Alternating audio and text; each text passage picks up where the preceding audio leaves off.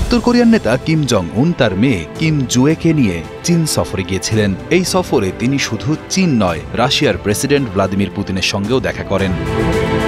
তার ভ্রমণ নিয়ে উত্তর কোরিয়ার রাষ্ট্রীয় টিভিতে 1 ঘণ্টার একটি ডকুমেন্টারি দেখানো হয়, যেখানে কিম জং উনের 2 থেকে 4 সেপ্টেম্বর চীন যাত্রার কিছু খণ্ডাংশ দেখানো হয়। কিম বেইজিংয়ে গিয়েছিলেন দ্বিতীয় বিশ্বযুদ্ধে জাপানের পরাজয়ের 80 বছর পূর্তি উপলক্ষে চীনের বিশাল আয়োজনে অংশ নিতে। সেখানে বিশাল সামরিক কুচকাওয়াজ অনুষ্ঠানে তিনি চীনের প্রেসিডেন্ট শি জিনপিংয়ের সঙ্গে এক মঞ্চে দাঁড়ান।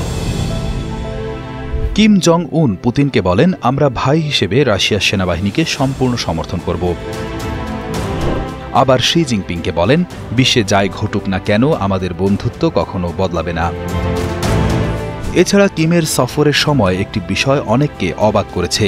বৈঠক শেষে রাশিয়া ও চীনের নিরাপত্তা কর্মীরা কিম যে চেয়ার, টেবিল, কাপ এমনকি ঘর ব্যবহার করেছেন সেসব জায়গা পরিষ্কার করে মুছে ফেলেন। উদ্দেশ্য ছিল যেন কোনো স্বাস্থ্য বা ব্যক্তিগত তথ্য বাইরে ফাঁস না হয়, কারণ কিম জং উনের স্বাস্থ্য ও নিরাপত্তা উত্তর কোরিয়ার খুবই গোপন বিষয়। এমনকি তার ব্যক্তিগত ট্রেনের ভেতরে আলাদা টয়লেটও থাকে, যাতে কোনো চিহ্ন বাইরে না যায়। এই সফরে সবচেয়ে নজর কাড়ে কিম জং উনের মেয়ে কিম জুয়ে।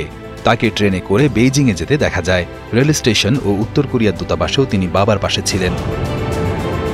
তবে বেইজিং থেকে ফেরার সময় তাকে দেখা যায়নি, কিন্তু উত্তর কোরিয়ায় ফেরার পর প্রকাশিত ছবিতে তিনি ছিলেন।